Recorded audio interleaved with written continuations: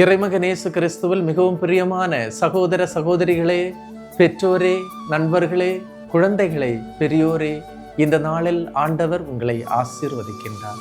புதிய இறைவார்த்தை தந்து ஆசீர்வதிக்கும் போது, அன்பு தெய்வமே, உம்முடைய மக்கள் இதோ இந்த இறைவார்த்தையின் முன்னால் முழந்தாள் படியிட்டு இந்த இறைவார்த்தையை தியானிக்கும் போது உம்முடைய அருளாலும் ஆற்றலாலும் தூய ஆவியின் அருளாலும் இந்த மக்களை நிரப்பும். ஆண்டவரே, இவர்கள் ஏறெடுக்கின்ற ஒவ்வொரு பணியையும், ஒவ்வொரு வேலையையும், ஒவ்வொரு உழைப்பையும் இவர்களுக்கு நல்ல முறையில் செய்வதற்கான ஆற்றலை, சக்தியை தாரும். இந்த நாளை உம்முடைய பாதத்தில் இவர்கள் ஆரம்பிக்கும் போது இந்த நாள் மகிழ்ச்சியின் நாளாக, மனநிறைவின் நாளாக இவர்களுக்கு அமைய உம்மை வேண்டுகின்றோம். ஆமென். அன்புமிக்கவர்களே, இன்றைய நாளிலே நாம் தியானிப்பதற்காக எடுத்துக்கொண்ட இறைவார்த்தை திருத்தூதர் பணிகள் 14ஆம் அதிகாரம் 8 முதல் 10 வரையுள்ள இறைவார்த்தைகள். லிஸ்திராவில் கால் ஊனமிட்டிருந்த ஒருவர் இருந்தார். பிறவியிலேயே கால் ஊனமிட்டிருந்த அவர் ஒருபோதும் நடந்ததில்லை. அவர் அமர்ந்து பவுல் பேசியதை கேட்டுக்கொண்டிருந்தார். நலம் பெறுவதற்கான நம்பிக்கை அவரிடம் இருப்பதை கண்டு பவுல் அவரை உற்று பார்த்து உரத்த குரலில், நீர் எழுந்து காலூன்றி நேராக நில்லும் என்றார். அவர் துள்ளி எழுந்து நடக்க தொடங்கினார். சகோதரமே, பிறவியிலேயே கால் ஊனமுற்றிருந்த ஒருவர், இதுவரை அவர் நடந்ததில்லை. பிறவியிலேயே கிடைக்கின்ற ஊனம் அதிகமாக மருத்துவர்களால் குணப்படுத்த முடியாது. இறை வார்த்தையை கேட்டுக்கொண்டிருந்த அவரில் நம்பிக்கை இருப்பதை, அதுவும் நலம் பெறுவதற்கான நம்பிக்கை இருப்பதை பவுல் உற்று பார்த்து அதை கண்டுபிடித்தார். நீங்கள் கேட்கலாம், நம்பிக்கையை கண்டுபிடிக்க முடியுமா? நம்பிக்கையை பார்க்க இயலுமா என்று நீங்கள் கேட்கலாம்.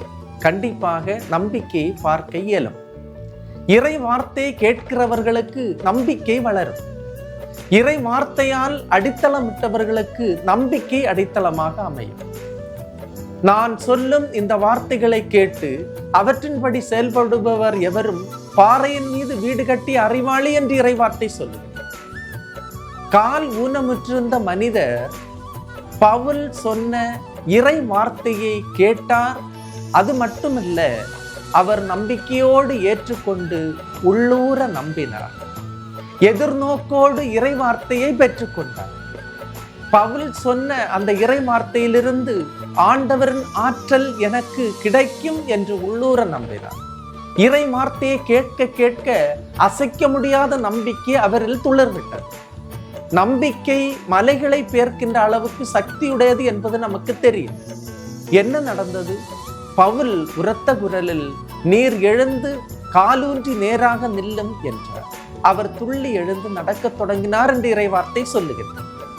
அன்புமிக்கவர்களே, பிறவியிலேயே கால் ஊனமுற்றவர்கள் அவர் துள்ளி எழுந்து நடந்தார் என்று சொல்லும் போது இன்று நமக்கு தருகின்ற செய்தி, எப்படிப்பட்ட சூழலாக இருந்தாலும் இன்று உங்களால் எழுந்து நிற்க முடியும். நசரேயனாகிய இயேசு கிறிஸ்துவின் நாமத்தினாலே எழுந்து நடக்க முடியும். நீங்களும் இன்று காலூன்றி நடந்து செல்வீர்கள். எழுந்து காலூன்றி நிற்க முடியாத சூழல் உங்களில் இருக்கலாம். பலவீனம் உன்னை விழத்தாட்டலாம். துன்ப முடிச்சுக்கள் உன்னை கட்டி போட்டு இருக்கலாம். நசரேயனாகிய இயேசு கிறிஸ்துவின் இனிய பெயரில், அவருடைய நாமத்தில் நான் இன்று கட்டளையிடுகிறேன், எழுந்து நில்லுங்கள். நீங்கள் எந்த இடத்தில் வீழ்ந்தீர்களோ அங்கே எழுந்து நில்லுங்கள்.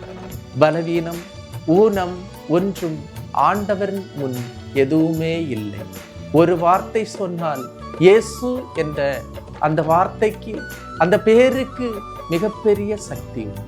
எனவே இந்த நாளிலே இந்த இறைவார்த்தையின் அபிஷேகம் ஆற்றல் நமக்கு கிடைக்க ஜெபிப்போம். ஆண்டவரிடத்திலே கேட்போம். இயேசு என்ற நாமம் சொல்ல சொல்ல என்னுடைய துன்ப முடிச்சுக்கள் அவிழும், நானும் காலூன்றி நிற்பேன். எல்லாம் வல்ல இறைவன், தந்தை, மகன், தூய ஆவியார் உங்களையும் உங்கள் குடும்பத்தையும் நிறைவாய் ஆசீர்வதிப்பாராக. ஆமேன். இயேசுவுக்கே புகழ், இயேசுவுக்கே நன்றி. மரியே வாழ்க.